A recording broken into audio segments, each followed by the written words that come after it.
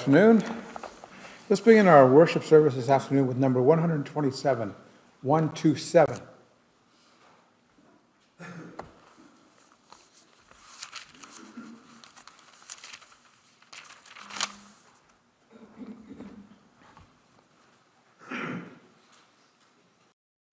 How wonderful Savior.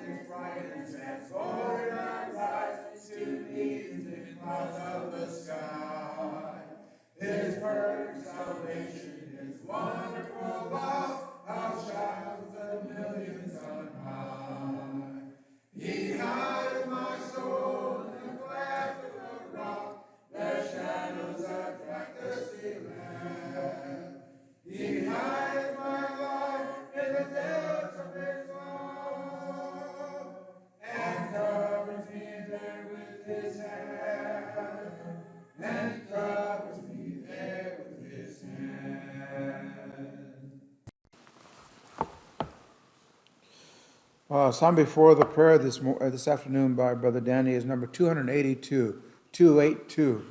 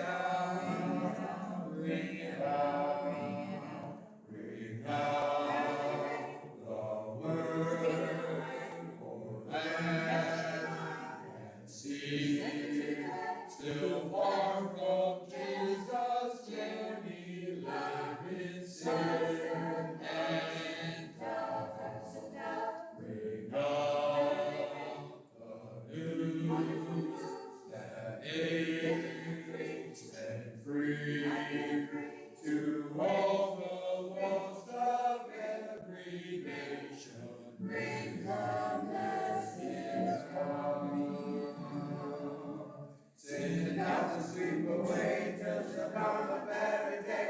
Bring it out, bring it out, till the sinful world be won for Jehovah's mighty Son. Bring it out, bring it out, bring out the word for land and sea, till far from Jesus' journey, never been sin and doubt. Bring out the news that makes and free to all the lost of every nation. Bring the message out, ring it out. Stop that, please. Father in heaven, as we come before you just now again, we thank you so very much for this another opportunity we were able to, as a congregation, come together and worship you. Father, we just thank you so very much for loving us such as you do, and for giving your Son to die on the cross for the life that he lived, more so for the death that he died and the blood that he shed. Once again, dear Lord, we pray that you help us to be to as prepared, that you'd help us, dear Lord, to, as the Bereans did, search the Scriptures to make sure that these things are so. But just as importantly, dear Heavenly Father, to take these principles that he has shared this morning, and as well as about to make application of them in our lives, so that your name can be glorified. We may be able to have the opportunity, not only in word, but also in deed, to share the good news with those round about us. Thank you again, dear Heavenly Father, for loving us such as you do. Thank you for this country that we live in, that we're able to assemble ourselves without harassment, free from molestation of any kind, and have this freedom. Thank you again, dear Lord, for all that you've done and that you do. For this is our prayer in Christ's name. Psalm for the lesson this afternoon is number 95, 9-5.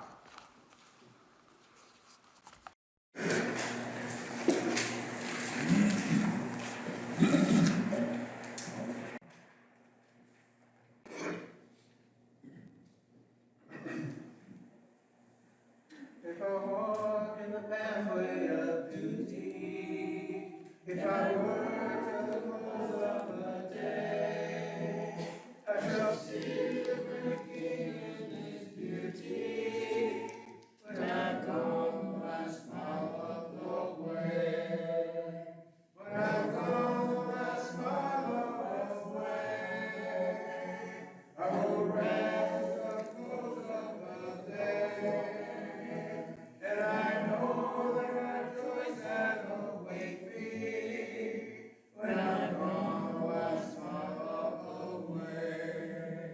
If I rise to proclaim the black story, if I see the sheep gone astray, I am sure He will show me His glory when I've gone the last mile of the way. When I've gone the last mile of the way, I will rest at the close of the day.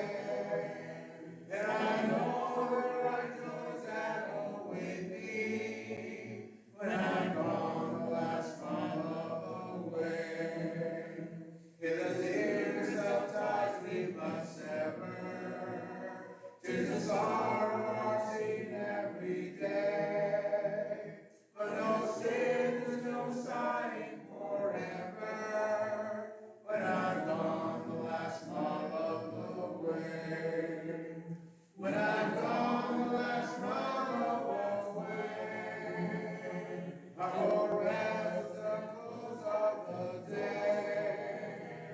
And I know there are joys that await me when I've gone the last mile of the way. And if here I have earnestly striven, and have tried of His will to obey, though it hangs on the rapture of heaven,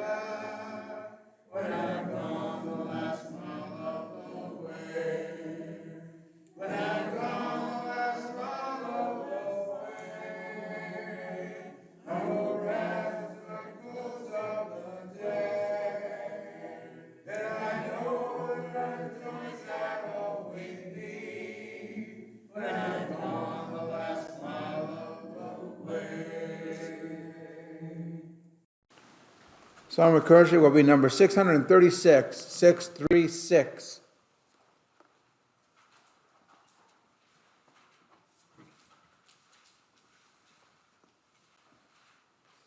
Good afternoon to everyone. Pleased to see you all here.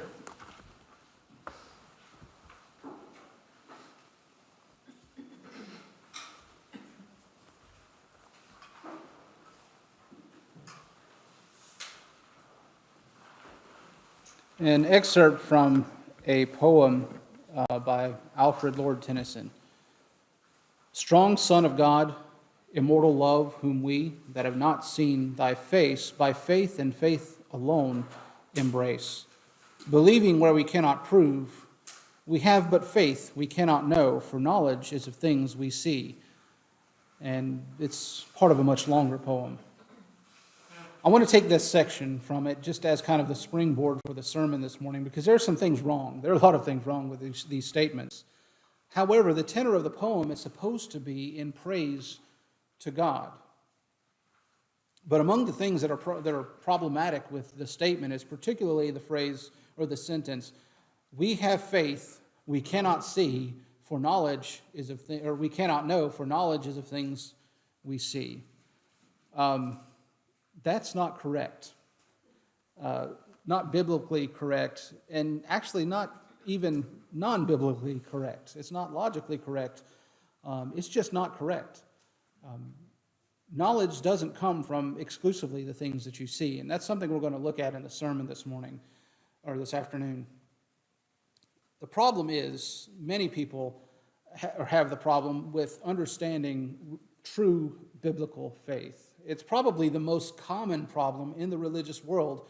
In fact, it's probably the most common problem in the world regarding this idea. Faith is so vastly misunderstood that even non-religious people don't get it. People don't get the idea of what faith is, but most especially in the religious sense. Tennyson's statement seems to suggest that faith is somehow a substitute for knowledge, because according to him, knowledge is only from that which you can see. If you can't see it, then you can't know that it's there. You can't know that it's real. And we all know that to be false. How do we know that? Well, how many of you believe that you have a brain in your head? How many of you have seen that brain? Well, you have to have faith. You have to trust someone who knows better than you that you have one. I was going to say whether or not I have one, and I knew there would just be jokes. So I turned it on you. But we know we have brains in our heads because, well, people who know better have looked into it, and we can trust them. And that's going to be the key when it comes down to faith, is the idea of trusting evidence that is presented. So we know that there are things that exist that we can't actually see. Like right now, I can't see the many germs that are probably crawling around on my hand. But I know that they are there. I know that germs exist. And you can take that to all kinds of things that we believe in and that we trust in. Unfortunately, many religious people fail to have, or many people have this idea of faith, that it's just a substitute. It's, well, I can't do anything better, so I'll have to have faith. That it's secondary to knowledge or inferior to knowledge. And when that comes down to that, the idea of having faith in God means that it's just a substitute for something. And it's certainly problematic if you take it to its fullest extent. So when we talk about the knowledge of God and the idea of having faith in God, is that something that is just an uncertainty that we just have to hope for, that's just kind of a, maybe we're lucky, maybe we're not? Or is there something more to faith? Is there more substance to faith than many people claim? And of course, you already know the answer to this. But so I'd like to take a few moments to look at some things regarding faith, some facts about faith. And first, we'll look at this idea of the role of faith in human knowledge, not just in religion, but in human knowledge in general. And the point is that faith is not some unsubstantiated opinion. It's not irrational anti-intellectualism. It's not some existential leap in the dark faith is, in fact, substance. It's not naive superstition. It's not wishful thinking.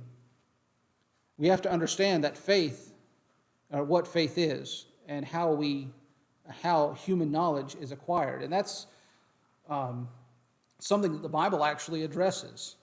So there are a couple of different ways that we process, that we acquire knowledge. And one of those is what Mr. Tennyson alluded to, things that we see, sense perception. We call this empirical data. And certainly there is an importance in empirical data. If you see something, you know that it is there. It is something that you can access with your senses. And there is a dependability on that.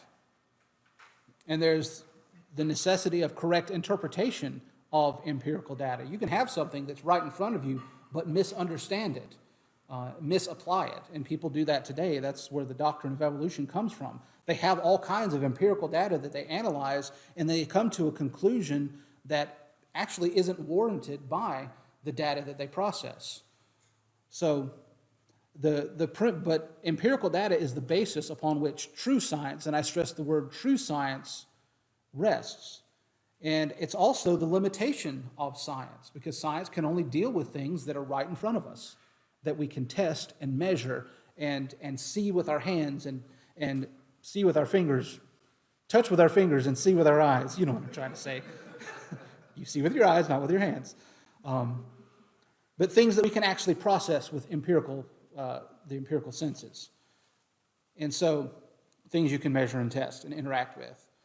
And the Bible addresses this because Thomas, we all often call doubting Thomas, that's what he wanted. He wanted empirical data. He wanted evidence because he didn't necessarily trust the responses of those around him. And we'll talk about that in a few moments as well, the idea of trusting a testimony. But he wanted to see it for himself. And I want to stress that Jesus doesn't necessarily condemn that. John 20:25, it says, "The other disciples therefore said to him, 'We have seen the Lord,' and he said unto them, 'Except I shall see see in his hands the print of the nails, and put my finger into the print of the nails, and thrust my hand into his side, I will not believe.'" He's saying, I don't trust you guys necessarily. I would rather see it for myself. That's the negative way of putting what he said. But the idea there is that he wanted to see it for himself, and that's not necessarily wrong. And Jesus doesn't condemn him for it. But a second way that we process information is by using the things that we can see, that we can interact with, but making inferences and deductions. And again, this depends on the truthfulness and the validity of our process that we use. Now, we can make, leap to conclusions and jump to conclusions and not use a process to reach a conclusion, and many people do that. Oftentimes when people are in arguments, that's what happens, is somebody will leap to a conclusion and get angry over something that actually wasn't said. And I'm not going to try to make examples of that necessarily, but we have to use rational thinking to reach proper conclusions, to make necessary inferences. And one example of that might be that if I came into the building and I was wearing a cast on my arm, you would make the proper conclusion that I had injured it somehow. That is a logical conclusion. You didn't see me injure my arm. I might not have said that I injured my arm, but you would draw that conclusion based on the information that is given to you. So that's a way that we process knowledge. We make conclusions and deductions. An example of that in the scriptures, John chapter 20, verse 8, it says, "Then went in also that other disciple which came first to the sepulchre and saw and believed." Well, he went into the empty tomb and he actually didn't see something, and based on what he didn't see, he drew a conclusion that Jesus was resurrected. So Jesus wasn't there to say, "Hey, I'm here resurrected," but he drew that conclusion. You see the difference between making a conclusion, drawing an inference, versus actually an empirical representation of empirical data. He used empirical data to draw a conclusion. And so it's important to make this distinction between inference and implication. Implication is the giving of information. The Bible implies things. When we make statements, we make implications by those statements, or our our logic implies things. The inference is the reception of that information. So when we're reading the Bible doesn't infer anything because the Bible is implying things. We infer. That is the process of deduction. Just an important note to make. And this is how the apostles, especially Paul, but really all of the apostles taught. They taught principles, and then we infer from those principles. We make applications of those principles. Paul in Thessalonica went to the synagogues to reason with them. The Greek word there is the English word, we get our English word dialogue from it. He discussed with them. Acts chapter 17, verse 2, and Paul, as his manner was, went in unto them, and 3 Sabbath days reasoned with them out of the Scriptures. So he took the Scriptures and what the Scriptures said, and then they drew conclusions based on what the Scriptures teach, based on, in that context, the Old Testament taught. This same Greek word is used many other times. Acts chapter 18, verse 4, it says, and he reasoned in the synagogue every Sabbath and persuaded the Jews and the Greeks. So he used rational thought to come to conclusions. Acts chapter 18, verse 19, and he came to Ephesus and left them there, but he himself entered into the synagogue and reasoned. Acts chapter 19, verse 8, and he went into the synagogue and spake boldly for the space of 3 months, disputing, that's the same Greek word, and persuading the things concerning the kingdom of God. But when diverse were hardened and believed not, he spake evil of the way before the multitude. He departed from them and separated the disciples, disputing daily in the school of Tyrannus. So verses 8 and 9, disputing in both cases is that idea of reasoning, discussing with them. Not getting in an argument like we think of an argument, but getting in an argument as in a logical discussion.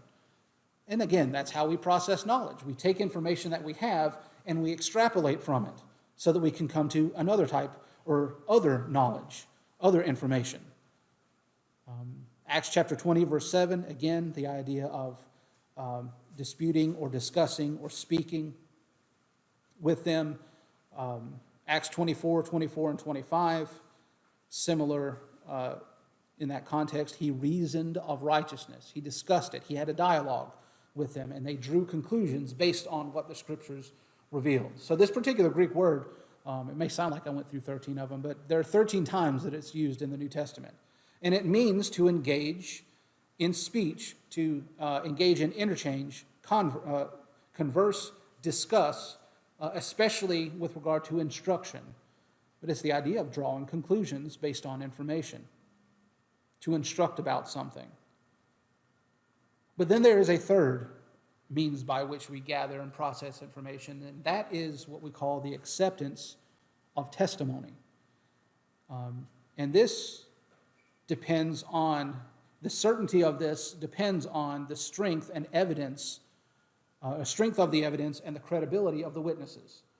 So, for example, if I were to tell you things that I knew about, say, I don't know, Russia, well, I can only give you information that I had gathered. I couldn't give you firsthand information. So as a credible witness, I wouldn't be a very good one. Or an event that took place somewhere across the country that I wasn't there for, I couldn't be a witness for that. So the evidence that I might present would only be limited to what I could gather myself. There's also the strength of the evidence that is presented. So this is the premise of the gospel accounts, incidentally. We have people who were there witnessing what happened, who beheld the events as they unfolded. Notice with me Luke chapter 1, beginning verse 1. And these are just a couple of examples, but it's the premise of all of the gospel accounts, and really all of the New Testament for that matter. But Luke writes, "Forasmuch as many have taken in hand to set forth the order and declaration of those things which are most surely believed among us, even as they delivered them unto us, which from the beginning were eyewitnesses and ministers of the word, it seemed good to me also, having a perfect understanding of all things, from the very first to write unto thee in order, most excellent Theophilus, that thou mightest know the certainty of those things wherein thou hast been instructed.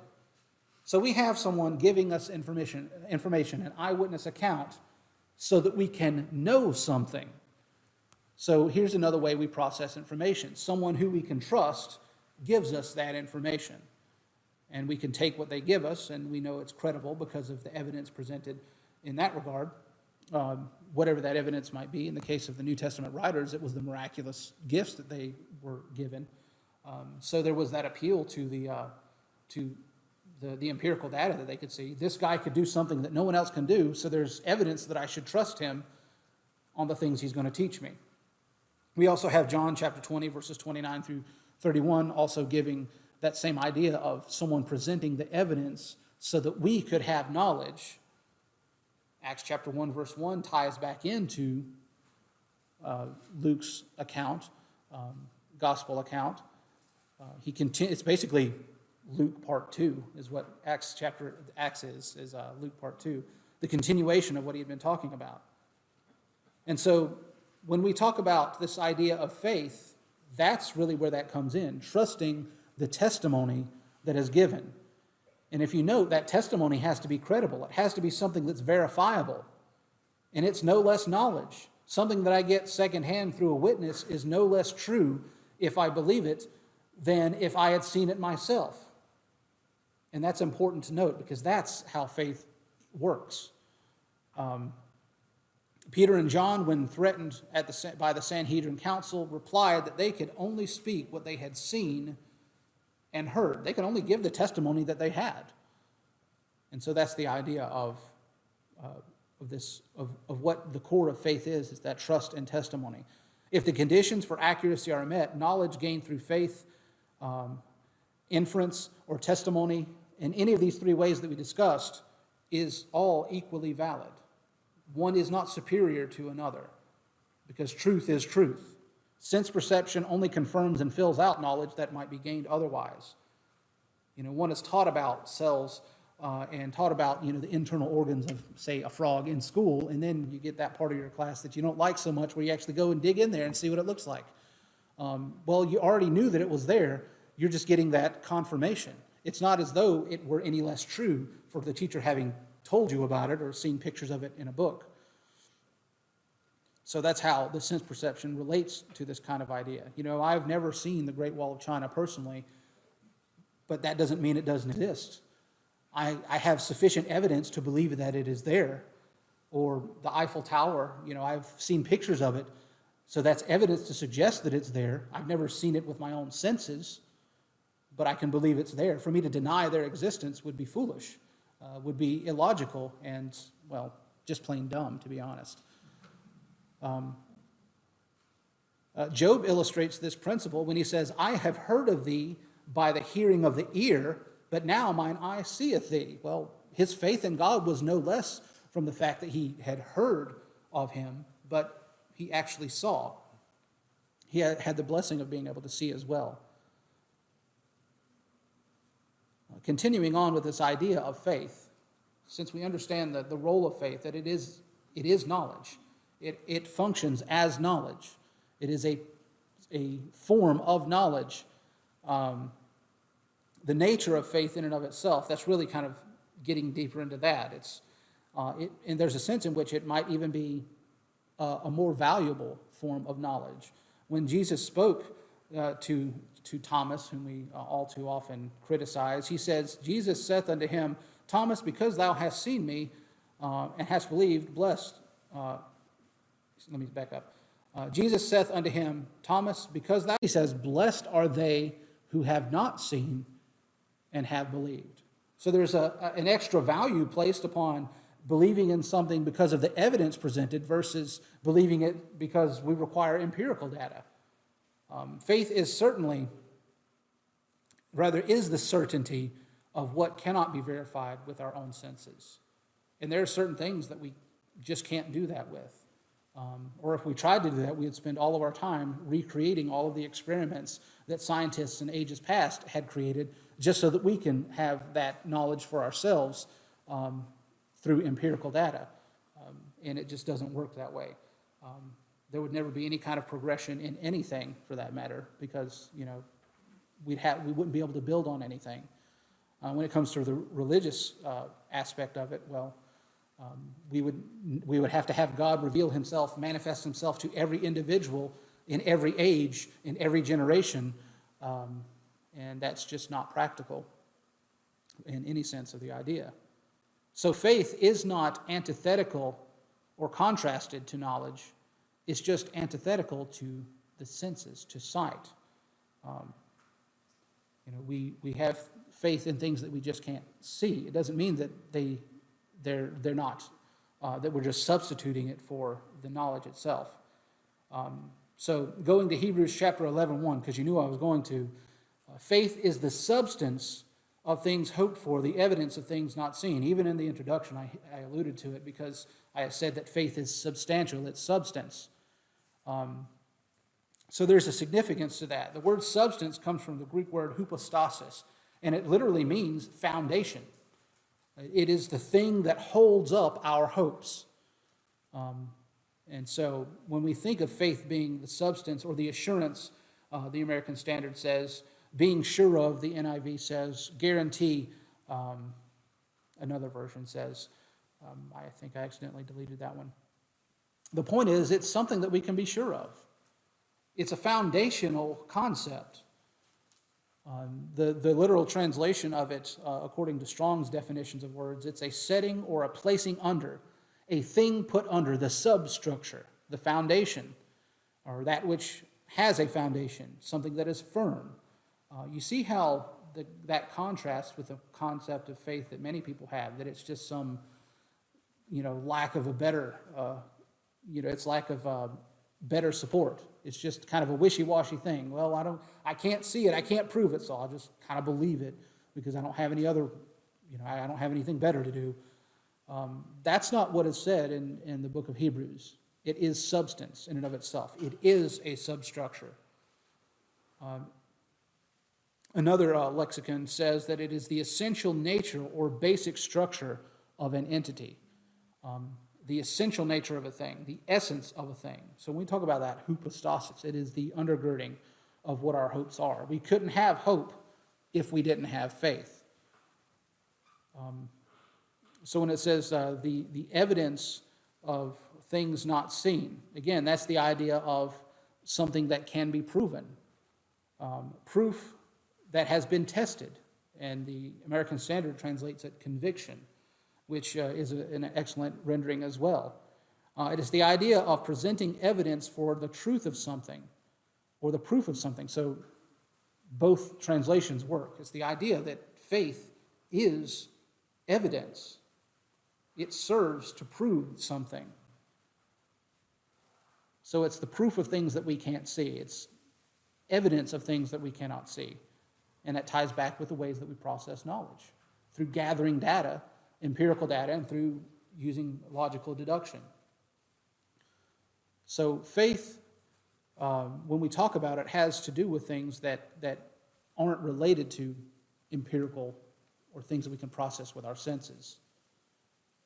And Hebrews 11 kind of points to this. How many of you have ever met Noah or Abraham or Jonah or any of those people that are mentioned in Hebrews 11? Well, none of us have. But when we see them referenced, we come to an understanding of them. Hebrews chapter 11, verse 7 talks about how Noah was warned that something was going to happen. Well, as far as the Bible reveals to us, he had never seen rain before that God described. He had never seen the world destroyed, at the very least. But he obeyed. Why? Because he trusted in the one who was giving the testimony, the one who was telling him something. He had an accountable, he had a reliable witness and a reason to trust him, so he acted upon that trust. That's how faith works. That's what faith is. Trusting a reliable witness. In that case, it was God himself. All of those who are mentioned in chapter 11 of Hebrews are summarized in this way.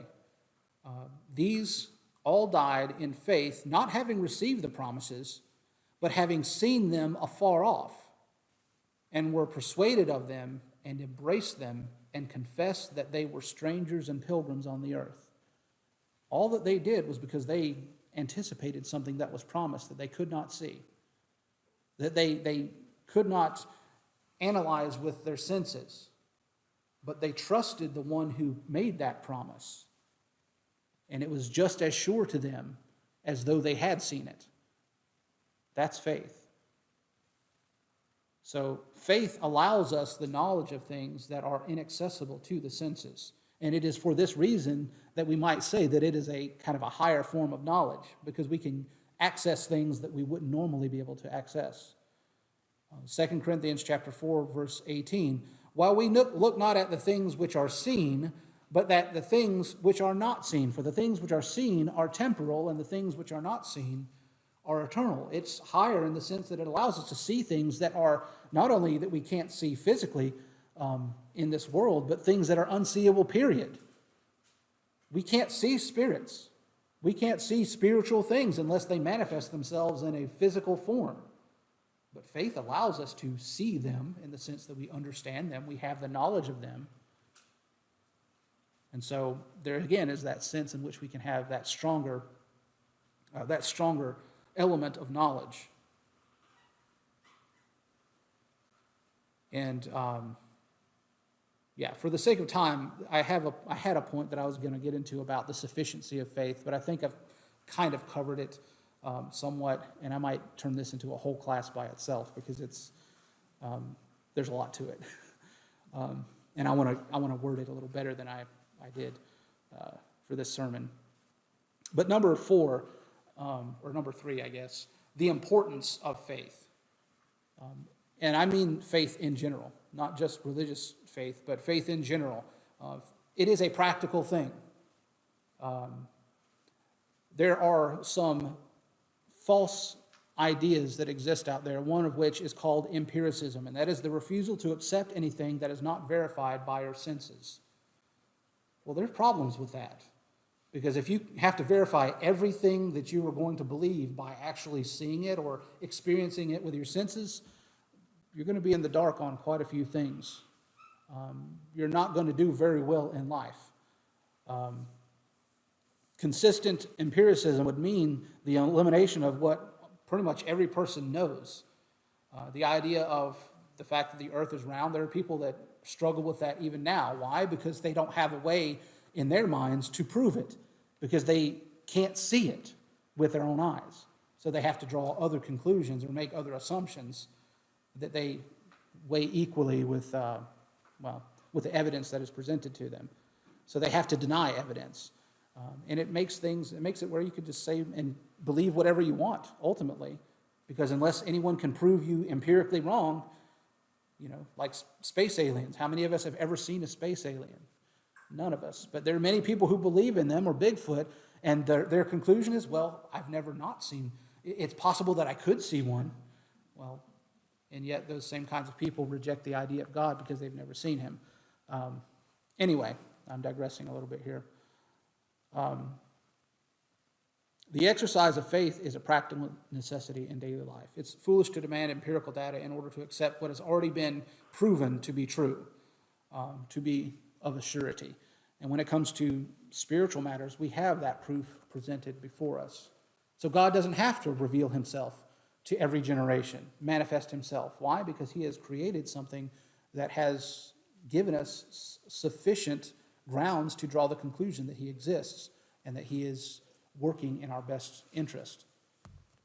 So when we talk about the existence of God and the difficulties that are related to that, the evidence available in the cosmos alone are more than sufficient to produce assured faith. We can draw proper conclusions from the evidence presented before us.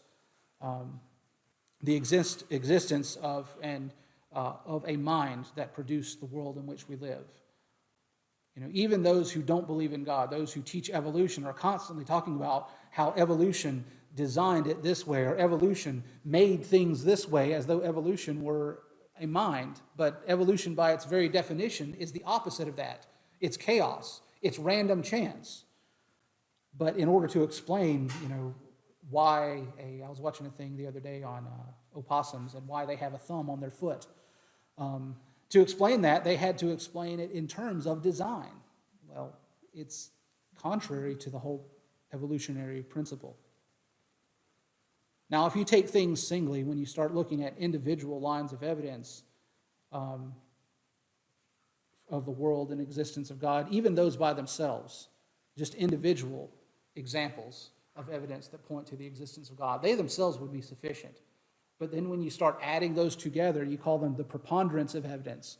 It means that there is no reasonable doubt. And the key word is evidence.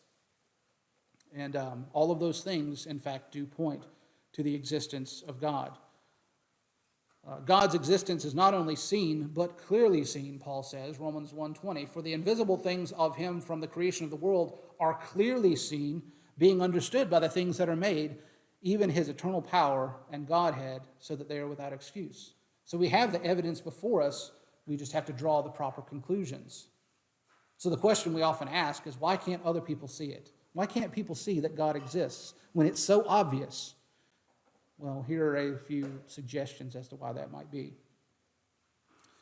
Some are unable to see or believe in God because of honestly held theoretical objections.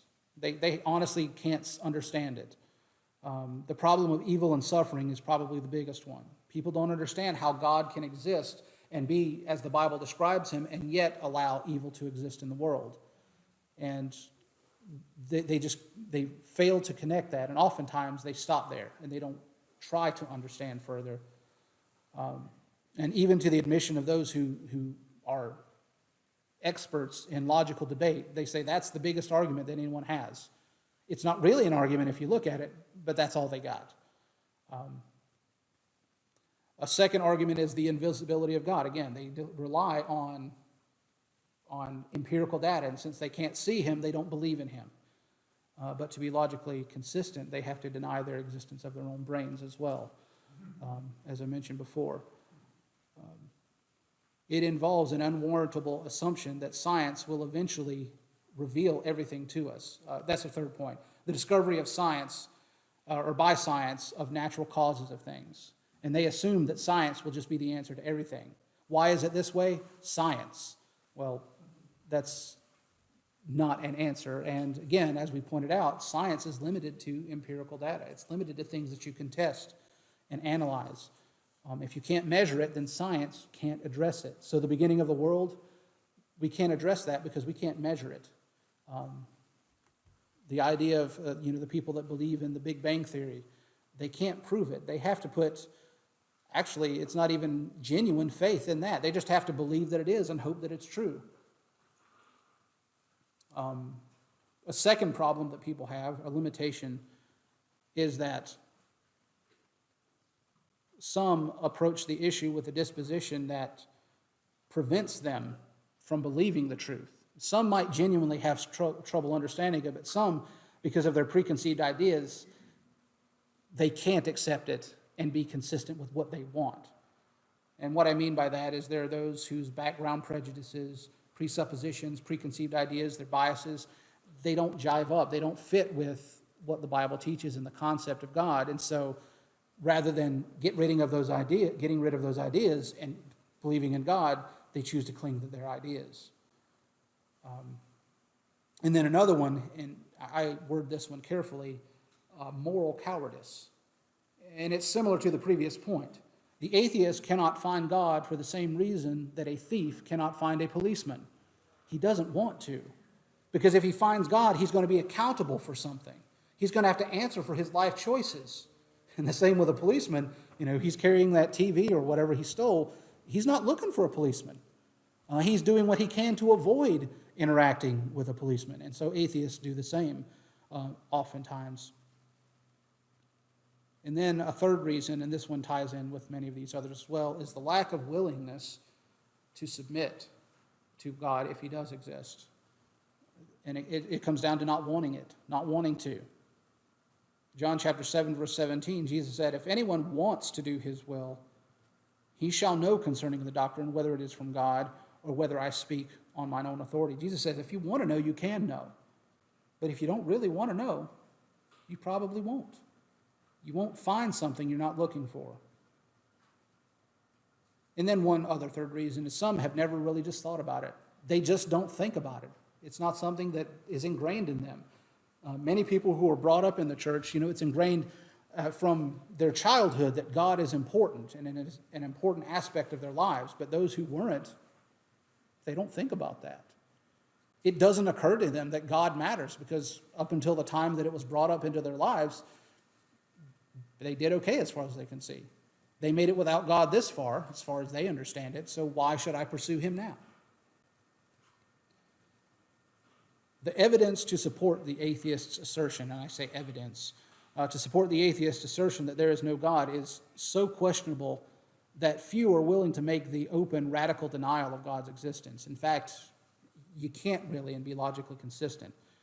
That'd be another study for another time. Most of the time, those who are professed atheists are really agnostic. They just say, well, I can't really know, so I'm going to pretend like he isn't there and act accordingly. Because again, that's the easy route. Just pretend, put your fingers in your ears, cover your eyes, and go through life as though you don't have to worry about it. In contrast, the faith of the theist, those who believe in God, rests on solid, intellectually defensible foundations, or a solid, intellectually defendable foundation. Wherever an honest heart is placed on the evidence and reason, the theist always has the advantage. If a person is honest and they really want the truth, those who teach that God exists always have the advantage. If someone's really looking for God, they will find him.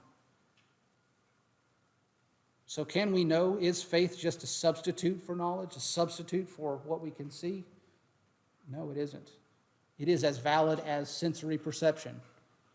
And God values it, it seems, to a greater degree, because it allows us to see things about him that we could never see with our senses, because, God is a spirit. When it comes down to it, the core of this idea of faith is the involving of trust. 2 Timothy 1:12, for the which cause I also suffer these things. Nevertheless, I am not ashamed, for I know of whom I have believed, and am persuaded that he is able to keep that which I have committed unto him against that day. He trusted God to fulfill what God promised he would do. That's what faith is, trusting the testimony of someone. It also involves love and joy. 1 Peter 1:8, whom having not seen, we love, in whom though now ye see him not, yet believing ye rejoice with joy unspeakable and full of joy. We don't see God. We can't see God himself, but we can see evidence of him.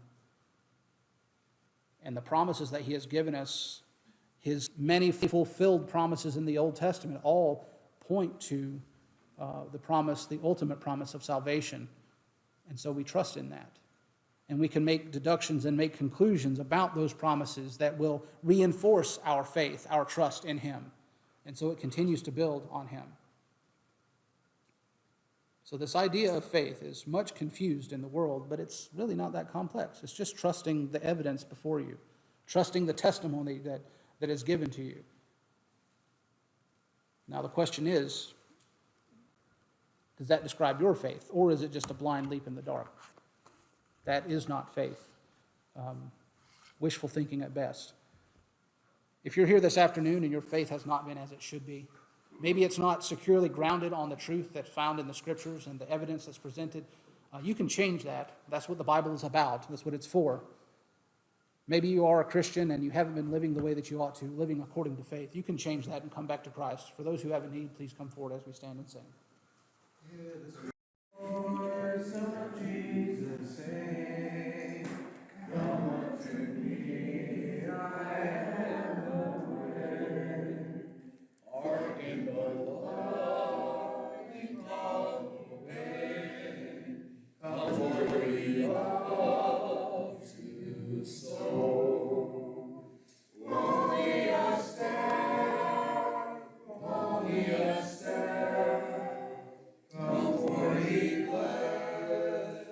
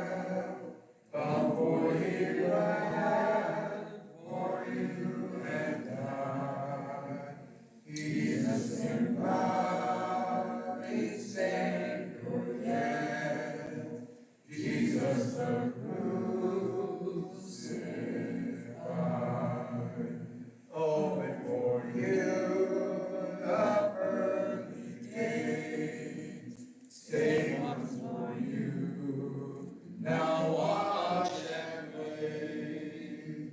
Terrible thought to cry too late. Jesus, I come to thee. Only a step, only a step. From forty left for you and I. He's the same loving Savior yet. Jesus the crucified. Please be seated.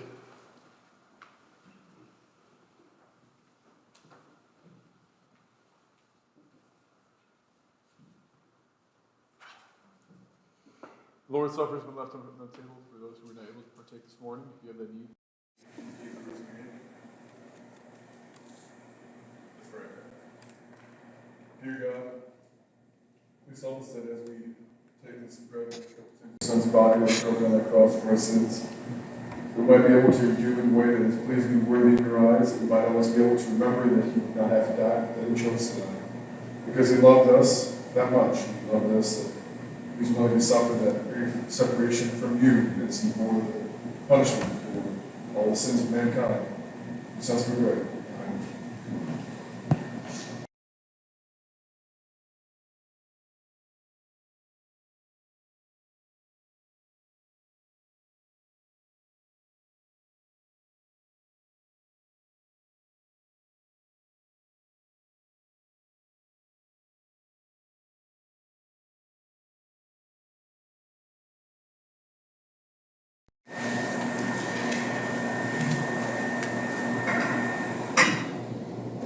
Let's have a prayer. Dear God, once again we come before you to always remember that you, on top of your one only begotten Son, giving up his life on the cross for our sins, but that you yourself sent your one only begotten Son. Being the loving Father that you are, you were willing to give of yourself so that us, being your children, have the hope of being in home with you one day. Please help us as we take this cup which represents the Son's blood, that we might be able to again do so in a way that is pleasing and worthy in your eyes. Your Son's name, pray.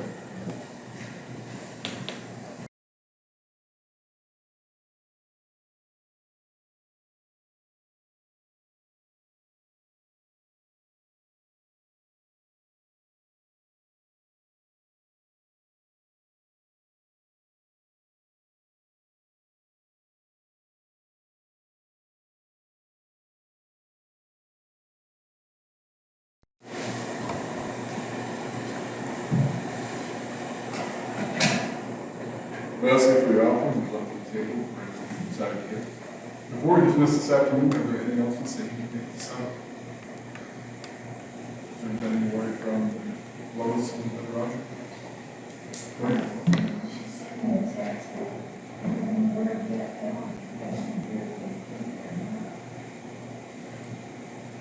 Give us some continued praise for Lois and Brother Roger as well. Also, the Majestic family with the loss of the woman's father. They're going through a hard time at this time, so remember them.